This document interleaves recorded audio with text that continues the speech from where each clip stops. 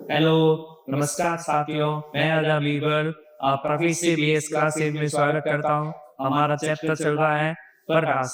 चलते हैं हम नेक्स्ट क्लास की ओर, जहाँ आपने उत्तम दर्पण के बारे में पढ़ लिया था। आज हम पढ़ेंगे उत्तर दर्पण के बारे में। तो देखिएगा, उत्तर दर्पण उत्तर दर्पण अभी उत्तर दर्पण होता कैसे है, तो याद रखना कि किसे कहते हैं उत्तर दर्पण, जिसकी परावर्तक सतह क्या हो, उभरी हुई हो। परावर्तक सतह क्या हो, उभरी हुई हो, उसी क्या कहते हैं, तो उत्तर दर्पण। अब देखो, ये परावर्तक सतह, इसकी परावर्तक सतह, परावर्तक सतह कैसी हो, उभरी हुई हो, तो इसे कहते हैं हम उत्तर दर्पण। और उत्तर दर्पण जिसकी परावर्तक सतह क्या हो, धसी हुई हो, तो ये चीज क्या रह रहा हूँ। अब देखो, ये क्या कह रहा है कि ये कैसा है भाई, अपसारी दर्पण। अपसारी दर्पण किसे कहते हैं, जो किरणों क्या रहता है, क्या आता है, जो किरणों को फैलाता है, किरणों को फैलाता है, उसे कौन सा दर्पण कहते हैं, तो अपसारी दर्पण। और जो किरणों को सिकुड़ता है, उसे क्या कहते हैं, तो अपसारी दर्पण। फिर इसकी फोकस दूरी क्या होती है, धनात्मक। उत्तर दर्पण की फोकस दूरी धनात्मक और उत्तर दर्पण की फोकस दूरी ऋणात्मक। फिर कहते हैं इसकी संख्या क्या होती है, तो धनात्मक। तो दोनों साथ में चलेंगे हम कि यदि उत्तर लगा रहेगा और उत्तर भी साथ में यूज करेंगे, तो उत्तर दर्पण की संख्या क्या होती है, धनात्मक, तो उत्तर दर्पण की संख्या क्या होती है, ऋणात्मक। फिर मैं जिसकी परावर्तक सतह क्या हो, उभरी हुई हो, क्या होगी, उभरी हुई, आपको बता दिया। फिर कह रहे हैं फोकस बिंदु का दर्पण के पीछे।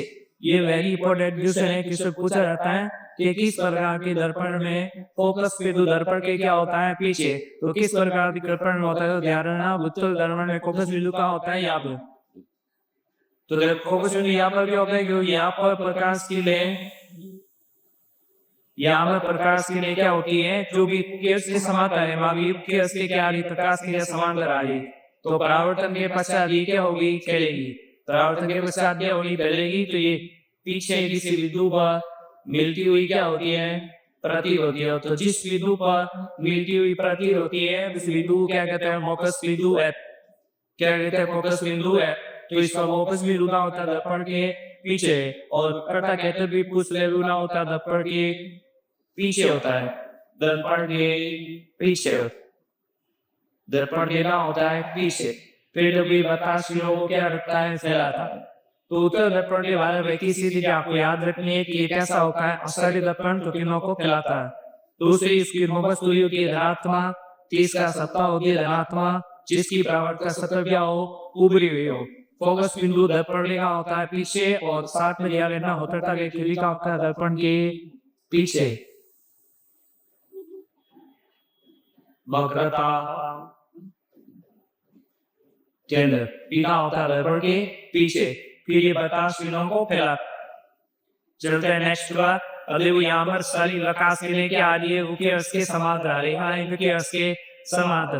तो अभी वो मुख्य अक्ष के समांतर आ रही है, तो परावर्तन के पश्चात ये किरणें क्या हो रही है, फैल रही है। परावर्तन के पश्चात क्या हो रही है, फैल रही है। तो ध्यान रखना कि ये छावन के पीछे प्रतीक हो रही है, इस बिंदु को क्या कहते हैं, फोकस बिंदु ए कहते हैं। और जो आपतन बिंदु और प्रकटता केंद्र सी को मिलाकर उसे क्या कहते हैं, अभिलोक। क्या कहते हैं, अभिलोक कहते हैं।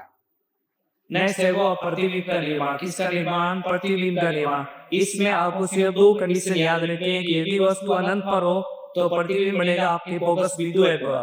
प्रतिबिंब का हो अनंत पर हो तो प्रतिबिंब का बनेगा आपका फोकस बिंदु है पर। अन्य कहीं पर लिखा आपका वस्तु रखी हुई हो तो उसके सारे प्रतिबिंब बनेंगे आपकी फोकस बिंदु है, और ये ध्रुव के बीच बनेंगे। अब क्वेश्चन आपको एग्जाम में पूछा जा सकता है कि यदि प्रतिबिंब है, यदि उत्तर दर्पण में वस्तु कहाँ रखी हुई हो, उत्तर दर्पण में वस्तु वक्रता केंद्र सी पर रखी हुई हो, वक्रता केंद्र सी पर रखी हुई।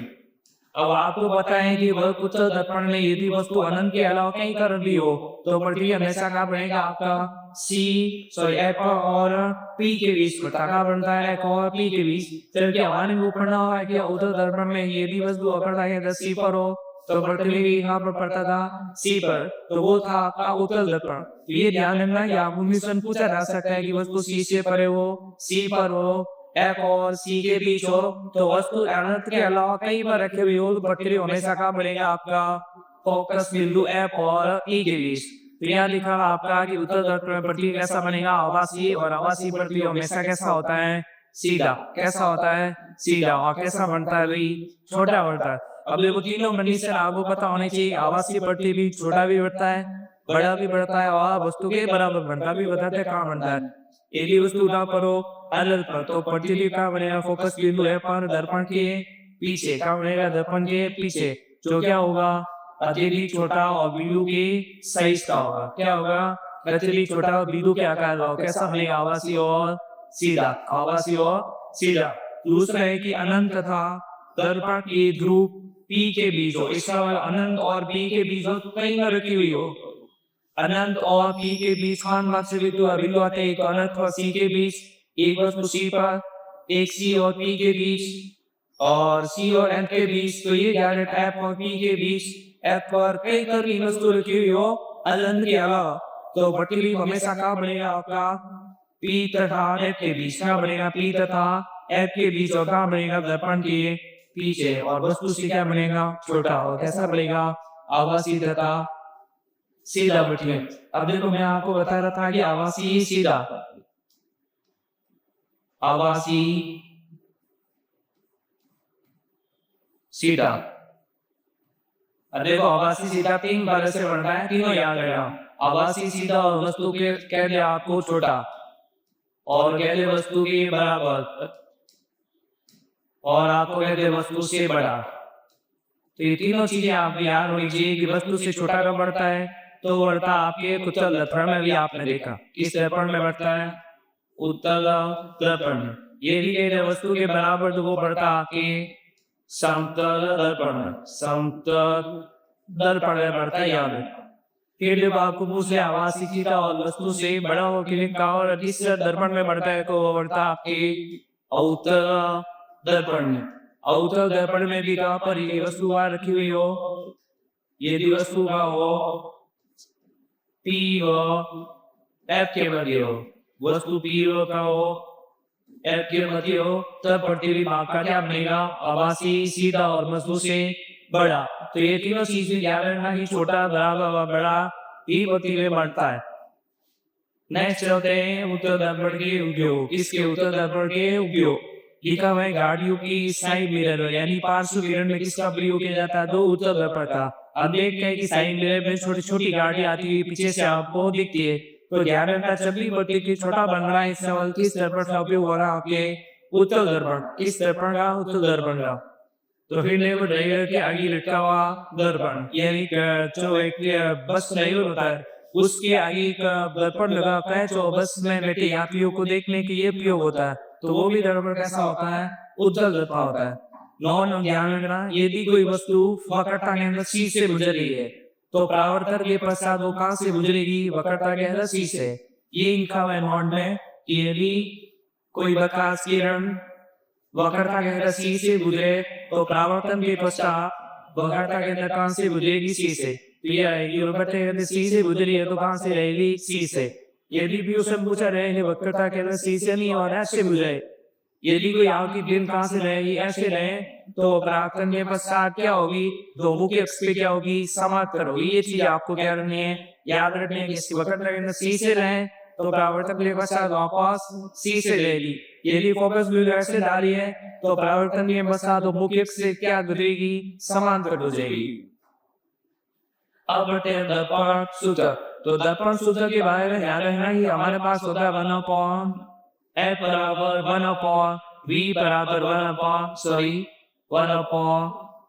Plus 1/u। अब देखो ये कंडीशन आपको याद रहती है पहला सूत्र। पहला सूत्र दर्पण का क्या रहता है याद, लेकिन जब ये लिखा है m बराबर v u बटा v प्लस u, ये कैसे लिखा है देखिए। अब इसको आपको सॉल्व करना है 1/f बराबर क्या कैसे बनेगा v और u, v से v ऊपर बचेगा u और इधर बचेगा v। अब इसको लिख देते हैं f बराबर u को भी उल्टा कर दो वी यू बटा वी प्लस यू। तो ये भी नहीं आपको कौन सा दर्पण का फॉर्मूला नहीं है, तो ये तो लेगी ये बोलेगी अब आपको बताएं कि एफ बराबर क्या होता है भाई, देखिएगा आपको पता होना चाहिए कि फोकस दूरी यानी एफ बराबर क्या होती है भाई, आर बाई टू। क्या होती है आर बाई टू, तो आर बराबर क्या हो जाएगा, या अगर बे सात तरफ भाग ली तो लिखे बराबर आर बाई टू, यानी तो आर बाई टू बराबर रहेगा वी यू बटा वी प्लस यू। तब वो उधर बेचो तो आर फॉर्मूला मिलेगा आर बराबर two V U upon V plus U. तो आपको रखना नहीं है, याद भी रखता है कि आर बराबर two V U upon V plus क्या होता ही होता है। तो तीनों फॉर्मूले आपको याद होना चाहिए, क्योंकि आप एग्जाम में ऑप्शन में कोई भी फॉर्मूला दे सकता है, ये साधारणतः सबको पता होता है और ये फॉर्मूला आपको बनाया हुआ है और वो सॉल्व करेंगे। क्या लगेगा फिर बढ़ते हैं देखिए आवर्धन। देखिए आवर्धन होता है बराबर प्रतिबिंब की ऊंचाई, इस ऊंचाई प्रतिबिंब की ऊंचाई बटा बीम की ऊंचाई। ये ध्यान रखना आवर्धन होता है प्रतिबिंब की ऊंचाई बटा बीम की ऊंचाई।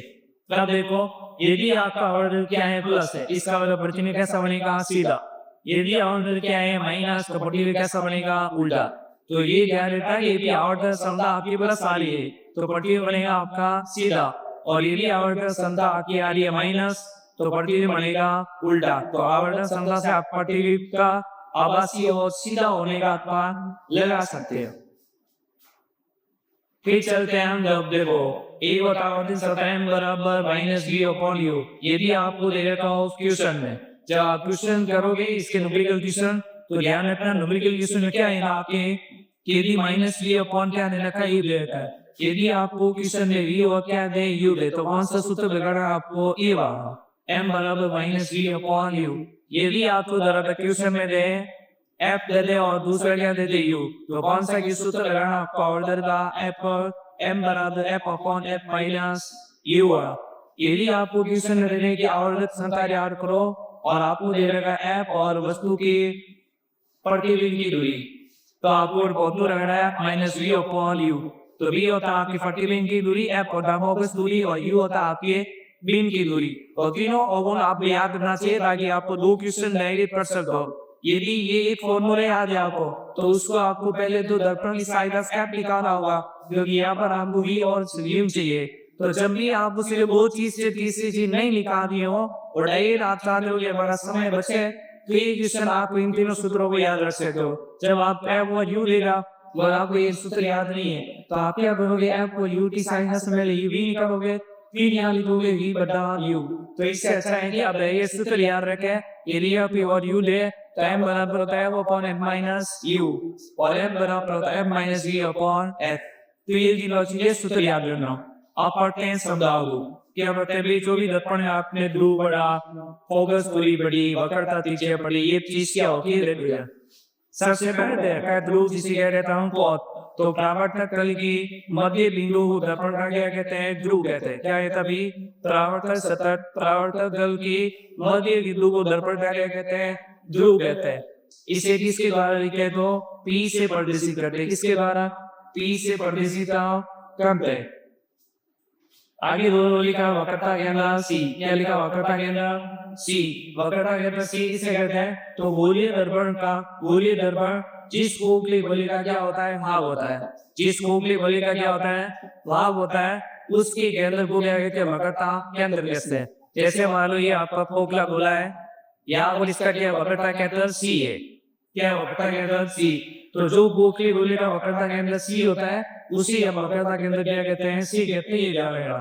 पीढ़ी ने वक्रता त्रिज्या, तो दर्पण के जिस खोखली गोली का भाग होता है, दर्पण जिस खोखली गोली का क्या भाग है, जैसे मान लो ये खोखला गोला है, तो इसकी जो रेडियस होगी त्रिज्या, उसी त्रिज्या को हम दर्पण की क्या है त्रिज्या के ध्यान रखना। तो दर्पण जिस खोखली गोली का क्या होता है भाग होता है, उसकी त्रिज्या को दर्पण की क्या कहते हैं वक्रता त्रिज्या कहते हैं। और दर्पण की ध्रुव से वक्रता केंद्र तक की दूरी को क्या कहते हैं वक्रता त्रिज्या, क्या कहते हैं वक्रता त्रिज्या। तो ये क्या रहना ये सी वक्रता केंद्र बढ़िया होता है आपका पोल ध्रुव। तो वक्रता केंद्र सी और पोल को मिलाने वाली जो भी दूरी होती है या बिंदु होता है उसके कहते हैं वक्रता त्रिज्या आ। नेक्स्ट पॉइंट है आपका 4 नंबर मुख्य अक्ष। क्या कहते हैं मुख्य अक्ष? और ये होती है काल्पनिक रेखा। क्या होती है भी? काल्पनिक रेखा होती है मुख्य अक्ष। क्यों आपको ध्यान रखना, दर्पण की ध्रुव और वक्रता केंद्र को मिलाने वाली काल्पनिक रेखा मुख्य अक्ष कहलाती है। क्या कहलाती है? तो मुख्य अक्ष किसको मिलाने वाली? एक तो दर्पण की ध्रुव और वक्रता केंद्र सी को मिलाने वाली काल्पनिक रेखा होती है। कैसी रेखा होती है? तो क्वेश्चन पूछा जा सकता है कि ये आपके मुख्य अक्ष काल्पनिक है नहीं वास्तविक है, तो कैसा हो जाएगा? मुख्य अक्ष एक ऐसी रेखा है जो काल्पनिक रेखा होती है। और मुख्य अक्ष पर से कौन कौन से बिंदु स्थित होते हैं? क्वेश्चन पूछ ले कौन कौन से बिंदु स्थित हो रहे? एक तो था सी, दूसरा होता है एफ और तीसरा कौन सा था पी। तो ये तीनों बिंदु का होते हैं मुख्य अक्ष पर स्थित होते हैं, ये ध्यान रखना। आगे देखो, मुख्य अक्ष फोकस बिंदु कहते हैं कितने हैं? तो दर्पण के मुख्य अक्ष के समांतर आने वाली प्रकाश के परावर्तन के पश्चात जिस बिंदु पर मिलती है, तो देखो परावर्तन के पश्चात जिस बिंदु पर मिलती है उसे कहते हैं उत्तल दर्पण, और जिस बिंदु पर मिलती हुई पट्टित होती है उसे कहते हैं उत्तल दर्पण। क्या फोकस बिंदु यहाँ भी मिलती हुई क्या होती है? प्रतीत होती है, तो उसी दर्पण में क्या कहते हैं? मुख्य फोकस कहते हैं, ये ध्यान रखना। ये भी देखो उत्तल दर्पण का दुआ मिलेगी और उत्तल दर्पण होगा तो क्या होगी? ये लिपटी हुई क्या होगी? प्रतीत होगी। आगे देखो, फोकस दूरी है। कौन सी दूरी? फोकस दूरी किसे कहते हैं? देखो ध्रुव से फोकस बिंदु तक की दूरी क्या कहलाती है? आपकी फोकस दूरी एफ कहलाती है। अब देखो फोकस दूरी एफ की है, फोकस दूरी एफ बराबर क्या होता है? r/2। क्या होता है? r/2। और r बराबर क्या होता है? 2f। क्या होता है? r बराबर 2f। ये एक साथ ही आता था। अब देखो ये होता है द्वारा से कहते हैं अपार्ट से। ये वेरी मस्त क्वेश्चन है, कई बार इवन इस क्वेश्चन को पूछा गया है कि द्वारा ने अपार्ट से किसे कहते हैं? तो दर्पण की परावर्तक रश्मि का व्यास क्या कहता था आपका? अपार्ट से डायरेक्ट कहलाता है द्वारा। तो ये ध्यान रखना, ये होता है 2f या फिर 4f के बराबर। किसके बराबर होता है? 2r या फिर 4f के बराबर। नेक्स्ट चलते हैं हम लोग लेंस की ओर। इसकी ओर चलते हैं लेंस की ओर। उससे पहले आप एक चीज पढ़ लें जो फोकस बिंदु में आपने पढ़ी थी। जैसे मान लो ये उत्तल दर्पण है, कौन सा? सॉरी उत्तल दर्पण के बारे में पढ़ते हैं, ये उत्तल दर्पण। और दूसरा कौन सा है? उत्तल दर्पण। फोकस बिंदु के बारे में देखा गया था कि यदि कोई प्रकाश किरणें समांतर आ रही है, मुख्य अक्ष के समांतर आने वाली प्रकाश किरणें जिस बिंदु पर मिलती हुई प्रतीत होती है उसे क्या कहते हैं? फोकस बिंदु एफ कहते हैं। या फिर मिलती हुई या वो प्रतीत हो, तो उत्तल दर्पण में क्या होती है? प्रकाश किरण बहती है और पीछे आपको मिलती हुई क्या होती है? प्रतीत होती है। तो ये पीछे बिंदु हुई क्या हो रही है? प्रतीत हो रही है। इस बिंदु क्या जो भी फोकस बिंदु है, तो ये ध्यान रखना फोकस बिंदु की आपको बड़ी सब पूछ रहे फोकस बिंदु किसे कहते हैं? तो मुख्य अक्ष के समांतर आने वाली प्रकाश किरणें जिस बिंदु पर मिलती हैं या फिर मिलती हुई क्या होती हैं? प्रतीत होती है, उससे कहते हैं फोकस बिंदु है। ये था आपका दर्पण जो हमने पूरा पढ़ लिया है, समतल दर्पण, उत्तल दर्पण, अवतल दर्पण। आशा करते हैं कि आपको समझ में आया होगा। तो अब चलते हैं हम लेंस की ओर। अब पढ़ेंगे हम लेंस। और लेंस क्या होगा भाई? पारदर्शी। और दर्पण क्या था? अपारदर्शी, जिसमें आपको आपकी इमेज दी थी। तो लेंस क्या होता है? पारदर्शी। अब देखो लेंस की दो प्रकार के हो गए, एक तो उत्तल लेंस और दूसरा कौन सा होता है? अवतल लेंस। अब देखो इसे पढ़ने से पहले आपको एक चीज याद रखनी है। देखो जब भी आपको कोई क्वेश्चन पूछा जाता है, एक तो फोकस दूरी और एक समता, इन दोनों में तो आपको ध्यान रखना यदि उत्तल लेयर का है तो प्लस होगा और अवतल लेयर का है तो क्या होगा? माइनस होगा। चाहे लेंस हो चाहे क्या दे रखा हो? दर्पण। चाहे लेंस दे रखा हो क्या दे रखा हो? दर्पण। इसके अलावा आपके पास कोई भी प्रतिलिपि इमेज है तो हमने पढ़ा था उत्तल दर्पण। क्या पढ़ा था? उत्तल दर्पण। और एक पढ़ा था हमें अवतल दर्पण। कौन सा पढ़ा था? अवतल दर्पण। दो चीजें हमने पढ़ी थी। अब आपको ध्यान रखना है कि यदि आपका उत्तल दर्पण और अवतल दर्पण आपने आराम से पढ़ा है और आपको समझ में आया है तो इसको ज्यादा दिक्कत नहीं होगी, आपको समझ रहा है। क्यों? यदि आप दर्पण का क्या करो? लेंस। आपने एक चीज को चेंज किया, दर्पण को क्या पढ़ा है? लेंस। तो अवतल का चेंज कर दो, क्या हो जाएगा? अवतल। क्या हो जाएगा? अवतल। जो अवतल दर्पण में इमेज बन रही थी वो सारी की सारी इमेज कहाँ बनेगी? उत्तल लेंस में बनेगी। कहाँ बनेगी? उत्तल लेंस में। तो अवतल दर्पण में आपको पता है कि प्रतिबिंब बनता था आपके वास्तविक का उल्टा, छोटा, बड़ा और बराबर। तो इसमें भी बनेगा वास्तविक, उल्टा, छोटा और बड़ा और 5 सेंटीमीटर तक। छठी कंडीशन में ये भी प्रतिबिंब बनेगा आभासी, सीधा और वस्तु से बड़ा। तो ध्यान रखना, जब भी दर्पण का लेंस करते हो और तो डायरेक्ट अवतल का क्या हो जाता है, उत्तल। तो जो कंडीशन आपने अवतल दर्पण में मिली थी, अब आपका अभी उत्तल का लेंस है। यदि आप क्या करते हो, दर्पण का लेंस क्या करते हो, दर्पण का लेंस करते हो, उत्तल का क्या हो जाएगा, अवतल। उत्तल का क्या हो जाएगा, अवतल। जो आपने उत्तल दर्पण के बारे में इसकी कंडीशन पढ़ी थी, वही आपका पढ़ोगे अवतल लेंस में पढ़ोगे। सिर्फ यहाँ पर आके जो भी नाप होंगे, जैसे वक्रता के कसी है तो उसका नाम आपको 2f1 याद रखना होगा। फोकस विलयक है तो उसका f1 याद रखना होगा, क्योंकि यहाँ पर लेंस में हमेशा फोकस बिंदु कितने होते हैं, 2। याद रखना, लेंस का फोकस बिंदु 2, वक्रता के तले कितने होते हैं, 2। एक होता है 2f1 और एक होता है 2f2। ये होते हैं वक्रता केंद्र, और फोकस बिंदु होता है आपकी 2f1 और f2। तो लेंस पे ध्यान रखना, फोकस बिंदु कितने होते हैं, 2। अब देखो लिखा है उत्तल लेंस कैसा होता है भाई, अभिसारी। कैसा होता है, अभिसारी। अब देखो लेंस का हम क्या करते हैं, दर्पण। तो उत्तल का क्या हो जाएगा, अवतल। तो ये काम कौन सा था भाई, अब देखो उत्तल लेंस और क्या इंडिया हमने अवतल दर्पण। लेंस का क्या किया, अभिसारी। तो ये कौन सा लेंस है, उत्तल लेंस। द लेंस का दर्पण क्या, तो उत्तल का क्या हो गया, अवतल। तो अभिसारी दर्पण कौन सा था, अवतल का, बस। तो जैसे ही लेंस का आप क्या करोगे, दर्पण, तो ये आगे वाला उत्तल का क्या करो, उत्तल। तो लेंस क्या हमने पढ़ा, ये भी सारी लेंस है, तो लेंस का क्या पढ़ो, दर्पण। तो उत्तल का क्या हो जाएगा, उत्तल। इसका मतलब उत्तल दर्पण में कैसा था, अभिसारी लेंस था। फिर देखो ये क्या रहता है, किरणों को सिकोड़ता है। तो दर्पण में कौन किरणों को सिकोड़ा था, अवतल दर्पण प्रकाश किरणों को सिकोड़ा था। ये होता आपका, ध्यान रखना क्या भैया। तो देखो ये आपको दे रखा उत्तल लेंस, क्या दे रखा, उत्तल लेंस और मुख्य अक्ष के समांतर आने वाली प्रकाश किरण परावर्तन के अनुसार जिस बिंदु पर मिलेंगी उसे क्या कहते हैं, फोकस बिंदु। क्या कहते हैं, फोकस बिंदु f। यह होता है फोकस बिंदु f1 और दूसरा होता है f2। वक्रता केंद्र C, ये होता है 2f1 और ये क्या होता है, 2f2। तो दोनों चीज याद रखना, उत्तल लेंस हो चाहे उत्तल लेंस हो। देखो उत्तल लेंस का आपका फोकस बिंदु किस तरह होता है, लेंस के सामने होता है। तो देखो दूसरे मेरे का उत्तल लेंस। उत्तल लेंस कैसा होता है, तो अवसारी। कैसा होता है, अवसारी। को किरणों क्या करता है, फैलाता। अब देखो लेंस का क्या किया हमने, दर्पण। जैसे ही कंडीशन दूसरी टाइम चलेगी, उत्तल का क्या हो जाएगा, उत्तल। उत्तल लेंस का क्या हो जाएगा, उत्तल। तो जब उत्तल दर्पण कैसा था आपका, अवसारी, तो किरणों को फैला रखता, और ये बनेगा कि अति अवसारी लेंस। तो दोनों चीज साथ में तुलना करते चलेगी, दर्पण और लेंस के। अब देखो उत्तल दर्पण की फोकस दूरी क्या होती है, धनात्मक। तो मैंने दो चीज से एक कि लेंस और दर्पण जैसे होती है फोकस दूरी व समता, और इसकी फोकस दूरी क्या होती है, ऋणात्मक। नेक्स्ट चलते हैं हम। देखो उत्तल दर्पण कैसा था भाई, आपकी किनारों से पतला और बीच में से मोटा, ऐसे ही था क्या। अब देखो किनारों से कैसा है, पतला, और बीच में से कैसा है, मोटा है। तो ये चीज आपको ध्यान रखने की, कौन सा लेंस किनारों से पतला और बीच में से मोटा तो होता है उत्तल लेंस। फिर कुछ आदमी किनारों से मोटा या छोटा और बीच में से पतला, तो कौन सा था आपका, उत्तल लेंस। किनारों से मोटा और बीच में से कैसा होता है, पतला होता है। कैसा होता है, पतला। वो होता है आपके आउटर लेंस। जैसे ये किनारों से कैसा है, पतला और बीच में से मोटा। ये देखो किनारों पे कैसा है, चौड़ा और बीच में से क्या आपका, पतला।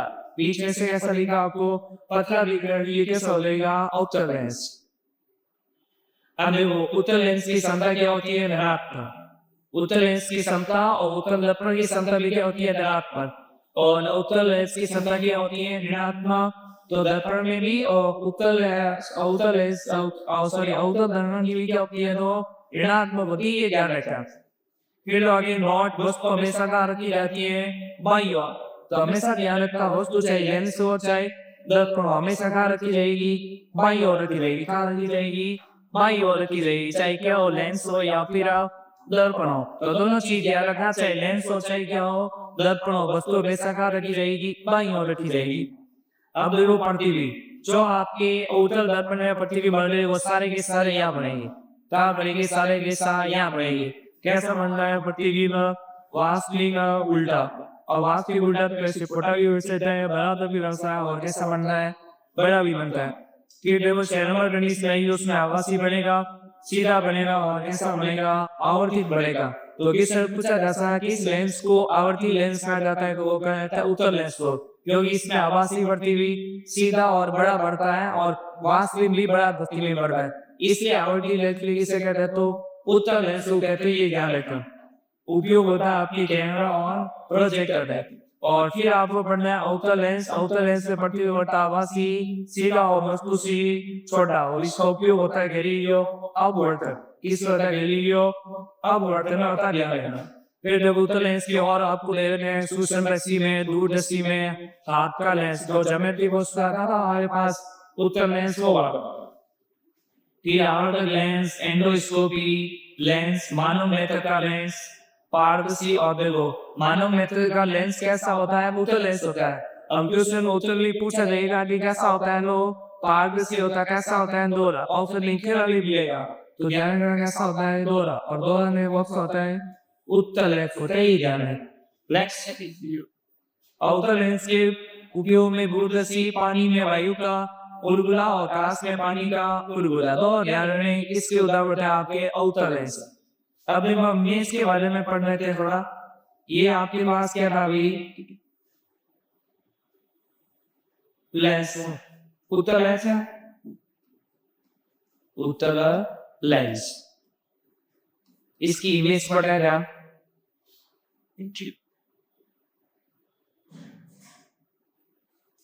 ये बना दिया हमने एक रेखा खींचती,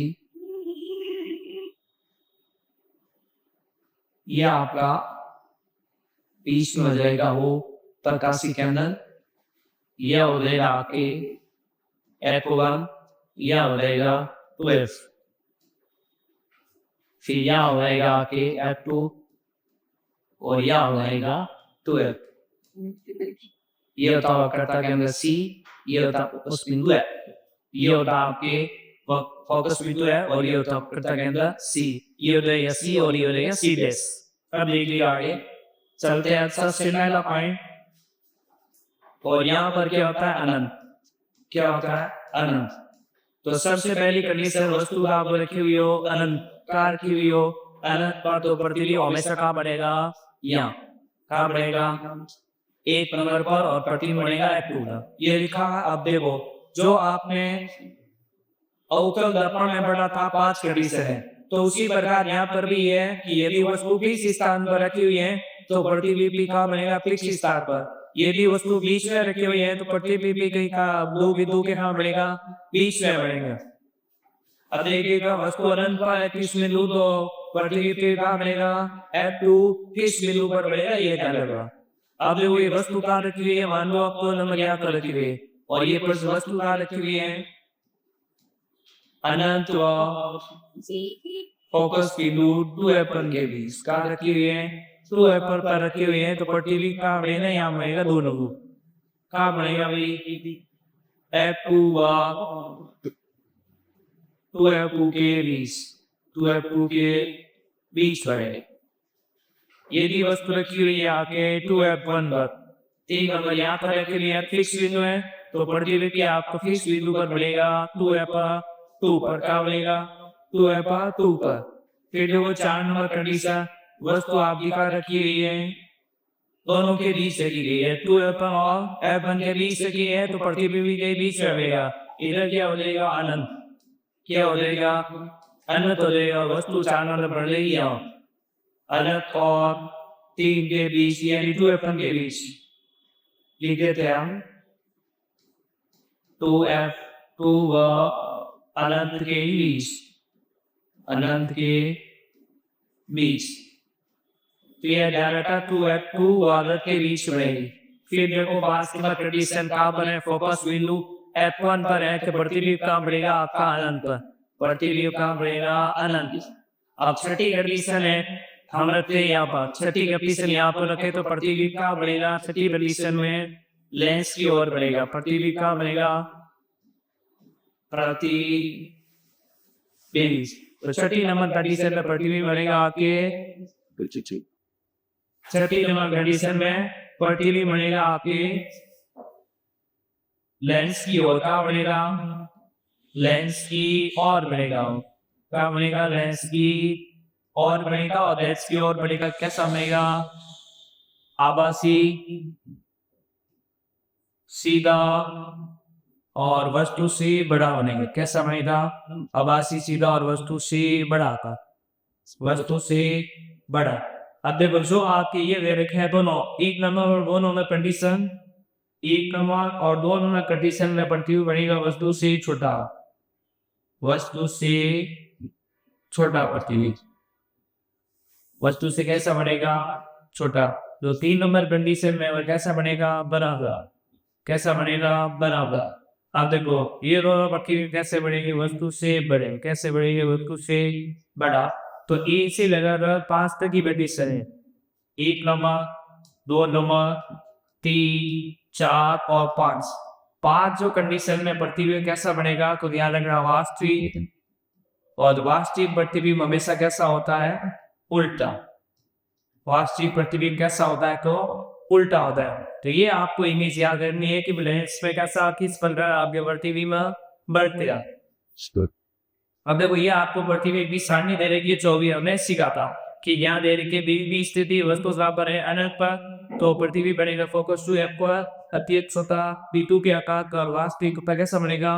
उल्टा बनेगा। फिर दूसरा देगा 2f से बड़े के हो तो प्रतिबिंब f2 तथा 2f2 के बीच बनेगा, और कैसा बनेगा? छोटा। यानी एक नंबर कंडीशन और दो नंबर कंडीशन में प्रतिबिंब कैसा बन रहा है? छोटा। और कैसा बनेगा? वास्तविक तथा उल्टा। फिर 3 नंबर कंडीशन में वस्तु की क्या बनेगा? बराबर। 2f1 पर रखा हुआ है तो प्रतिबिंब बनेगा 2f2 पर, और कैसा बनेगा? समान साइज का। और 1 से 5 तक आपको दिख रहा है कि वास्तविक और कैसा बन रहा है? उल्टा। ये था आपके 2 नंबर, 3 नंबर, 4 नंबर और 5 नंबर। 5 नंबर कंडीशन पर आपके वास्तविक कैसा बनता है? उल्टा। और 6 नंबर कंडीशन में प्रतिबिंब कैसा बन रहा है? तो आभासी तथा सीधा। कैसा बना? आभासी तथा सीधा। अब देखो क्वेश्चन है आपका, फोकस बिंदु F1 तथा प्रकाशीय केंद्र O के बीच रखा हो, तो जिस ओर भी में वो लेंस के उसी ओर बनेगा। कैसा बनेगा? लेंस के उसी ओर। और कैसा बनेगा? बड़ा और द्विवर्तित बनेगा। ये ध्यान रखना। तो देखो इधर यदि प्रतिबिंब बड़ा गया है, इसका मतलब वो प्रतिबिंब 2f1 से क्या करे? यदि f1 बनेगा तो के छोटा इन दोनों के बीच आएगा तो भी छोटा, और 2f1 पर आएगा तो बराबर बढ़ता। तो ये ध्यान रखना, प्रतिबिंब बनेगा 2f1 से परे। ये 6 नंबर कंडीशन में, 7 कंडीशन में क्या बनेगा? 2f1 से परे बनेगा। 2f पर बढ़ता तो प्रतिबिंब बढ़ता केंद्र पर बढ़ता तो बराबर बढ़ता है, ये याद रखना। इसलिए कि उत्तर हो जाएगा 2f1 से परे की। आगे देखो अवतल लेंस से प्रतिबिंब बनेगा। किसे? अवतल लेंस के प्रतिबिंब के निर्माण उसी प्रकार है जिस प्रकार आपका उत्तल दर्पण में था। यहाँ पर भी कितनी कंडीशन याद रखनी है? 2 कंडीशन। कितनी कंडीशन याद रखनी है?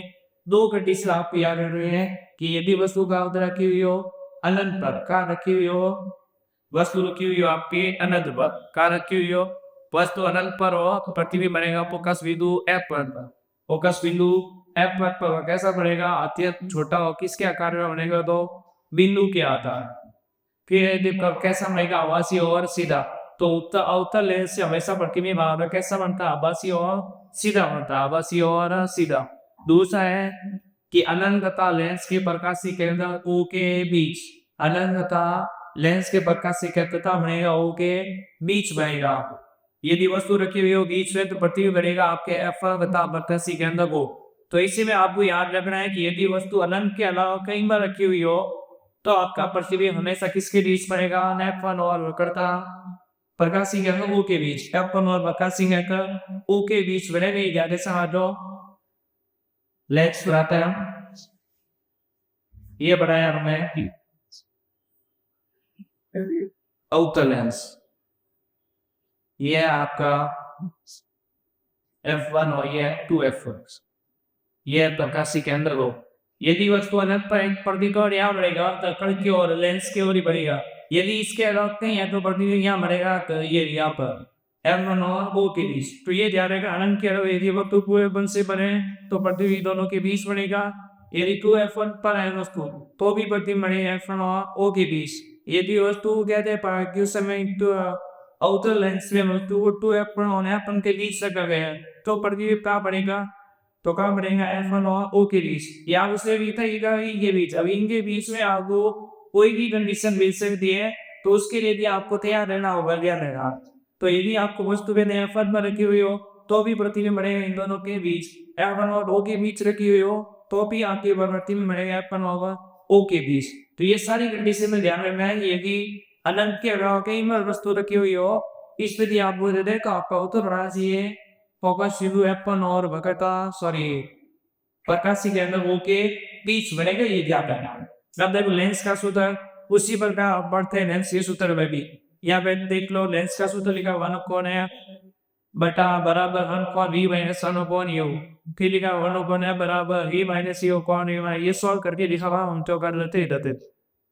सूत्र हमने बटा 1/f बराबर 1/v माइनस 1/u, 1/f इसको सॉल्व कीजिएगा, नीचे क्या आ जाएगा vu, v से v कैंसिल हो जाएगा, u माइनस v, f ऊपर ले जाओ, f पर ऊपर आ जाएगा vu बटा u माइनस v।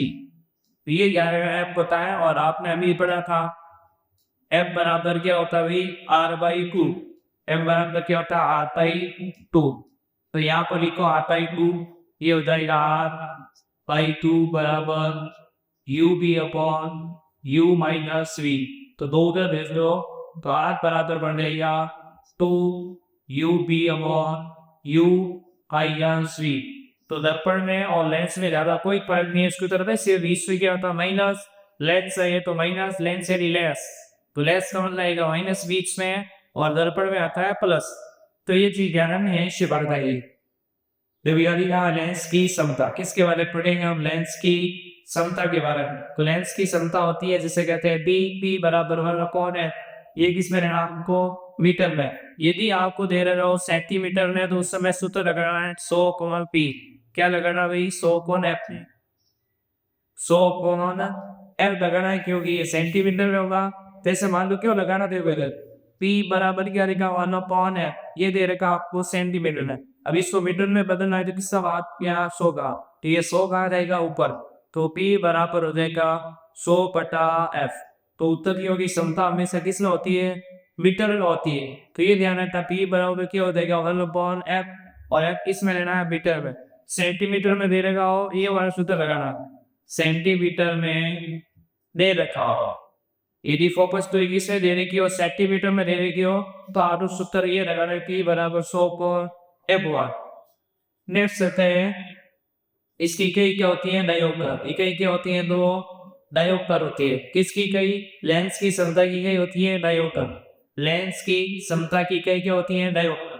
फिर ध्यान रखना उत्तल लेंस की समता होती है धनात्मक और अवतल लेंस की समता होती है ऋणात्मक। फिर यहाँ उत्तल लेंस की समता, उत्तल लेंस की समता होती है धनात्मक और अवतल लेंस की समता क्या होती है ऋणात्मक होती है। फिर है P1 और P2। अब देखो यदि आपको कोई भी दो लेंस दे रखे जिनकी क्षमता है P1 और P2, अब लेंस कोई भी हो सकता है, उत्तल लेंस ही हो सकता है और अवतल लेंस ही हो सकता है। यदि दो लेंस है जिनकी क्षमता क्या है P1 और P2 है तो उनकी संयुक्त क्षमता होगी P1 और P2। यदि इन उत्तर और अवतल दे रहे हो तो आपको पता है उत्तल लेंस की क्षमता है तो साथ में प्लस लगाना है और अवतल लेंस की क्षमता है तो साथ में क्या लगाना है माइनस लगाना है। जैसे जो दूसरा देखता है P1 और P2 के बीच की दूरी कितनी दे रखी है b दूरी हो, मान लो कोई दो लेंस है और के बीच की दूरी कितनी दे रखी है b, तो उस समय संयुक्त क्षमता पूछ लेंस सूत्र होगा P1 + P2 minus T1 P1 P2। अब देखो इधर इसका एक संबंध है कि मान लो दो लेंस हैं, एक है उत्तल लेंस की क्षमता आपको दे रखी है दो, वहां आपको प्लस माइनस नहीं देगा, एकदम मैंने ध्यान रखना है। उत्तल लेंस की क्षमता है दो, अवतल लेंस की क्षमता आपको दे रखी है, अवतल लेंस की क्षमता दे रखी है 5। तो आपको कहेगा कि दोनों की संयुक्त क्षमता बताओ, क्या बताओ संयुक्त क्षमता। आपको पता है इसको मान लो P1 ये पहला लेंस और दूसरा लेंस हो जाएगा P2 क्षमता। तो क्षमता क्या होती है संयुक्त क्षमता P1 + P2। अब देखो पहला कौन सा है उत्तल लेंस की क्षमता होती है प्लस, तो यहाँ तो प्लस हो। P2 क्या है अवतल लेंस और अवतल लेंस की क्षमता होती है माइनस, तो कितना हो जाएगा माइनस के पास, तो उत्तर आएगा आपके -k T। किससा कैसा आएगा -k T। तो जो संयुक्त लेंस होगा वो किसकी भांति कार्य करेगा, तो माइनस है, इसका मतलब अवकल लेंस की भांति क्या करेगा, कार्य करेगा, ये ध्यान रखना। तो इसी प्रकार यहाँ लिखा है, देखो पानी में वायु का बुलबुला या कांच में पानी का बुलबुला संरचना कैसी होती है, उत्तल, लेकिन कार्य कैसा करता है भाई, अवतल जैसा। तो ध्यान रखना, पानी में वायु का बुलबुला संरचना कैसी होती है, उत्तल जैसी, और कार्य करते हैं अवतल जैसे। कार्य कैसे करते हैं, तो अवतल जैसे। एक चीज पूरी आपको ध्यान रखनी। फिर देखो नेक्स्ट लिखा लेंस की आवर्धन। लेंस का आवर्धन m बराबर v/u बराबर I बटा o। v होता आपको पता होना चाहिए प्रतिबिंब की दूरी, u होता आपके बिंब की दूरी, I होता है प्रतिबिंब की ऊंचाई h डैश की संख्या या प्रतिबिंब की ऊंचाई, और वो है आपकी बिंब की ऊंचाई। तो ये ध्यान रखना कि लेंस का आवर्धन होता है ये। यदि आपको दर्पण का आवर्धन पूछ रहे हैं, दर्पण में, तो आपने क्या पढ़ा था, दर्पण का आवर्धन पूछ ले आपको, दर्पण का आवर्धन, साथ में वो भी याद कर लेते हैं आप। दर्पण का आवर्धन को आपको पता होना चाहिए क्या होता है, ये तो माइनस जी बटा यू, और साथ में क्या होता है एच डैश बटा एच। ये भी आपको याद रखना है। आई और ओ आता है, यह क्या आता है H dash upon H. Lens का आता है आपके v अपॉन यू प्लस का, और दर्पण में आता है माइनस का v अपॉन यू। यह आता है आई अपॉन वो, यह आता है एच डैश अपॉन एच, प्रतिबिंब की ऊंचाई बटा मेरी की ऊंचाई। अब देखो यदि प्रतिबिंब, यदि आपका आवर्धन क्या हो, a के बराबर हो, तो फर्स्ट को प्रतिबिंब कैसा बनेगा, बराबर। तो पहली कंडीशन में यदि आवर्धन क्या हो a, तो प्रतिबिंब कैसा बनेगा, बराबर। ध्यान रखना, प्रतिबिंब बनेगा बराबर, प्रतिबिंब बनेगा बराबर। यदि आवर्धन क्या हो a से बड़ा हो, तो प्रतिबिंब बनेगा वस्तु से बड़ा, प्रतिबिंब कैसा बनेगा, वस्तु से बड़ा। यदि m का मान e से छोटा हो, प्रतिबिंब बनेगा वस्तु से छोटा। ये ध्यान रखना दियो, क्योंकि यदि आप m का मान दे, m का मान +2 देकर, m का मान कितना दे रखा है, +2 दे रखा है, तो बताओ ये कौन सा लेंस है, बताइएगा। तो क्वेश्चन क्या कह रहा है, सबसे पहले तो प्लस है, प्लस का मतलब प्रतिबिंब बनेगा आवासी। कैसा बनेगा, आवासी, और आवासी हमेशा कैसा होता है, सीधा। दूसरा ले रखा है कि प्रतिबिंब बढ़ना चाहिए बड़ा। अब जब 2 है, इसका मतलब 1 से क्या है, बड़ा। अब 1 से बड़ा प्रतिबिंब बनेगा बड़ा। अब इस कंडीशन में कौन सी बड़ी दी हमने किसने पढ़ा ना कि प्रतिबिंब आभासी सीधा और बड़ा बढ़ता है, तो आपने पढ़ा है उत्तल लेंस है। किससे बड़ा, उत्तल लेंस में, जो आपकी 6 नंबर कंडीशन है। तो ये लेंस कौन सा हो जाएगा, उत्तल लेंस। कौन सा लेंस हो जाएगा, उत्तल लेंस हो जाएगी। ये ध्यान ऐसा नहीं का मैं सीधा देता और सीधा ही आप क्वेश्चन कर दिया अवतल लेंस। अवतल लेंस में सारे प्रतिबिंब बढ़ते हैं वस्तु से छोटा, तो वहां पर आवर्धन है ना आपके ये 1 से छोटा, यहाँ आवर्धन कितना देगा, 1 से बड़ा देगा। इसका मतलब प्रतिबिंब बनेगा आभासी सीधा और वस्तु से बड़ा बनेगा। तो आज की क्लास यही तक करते हैं, नेक्स्ट क्लास करेंगे हम, नेक्स्ट क्लास में पढ़ेंगे इससे आगे। तो यदि आपको क्लास अच्छी लगी हो या हमारा कंटेंट अच्छा लगता है, तो आपने अपने सवाल क्यों बताइएगा और आगे से आगे शेयर कीजिएगा। चेरी वंदे मातरम।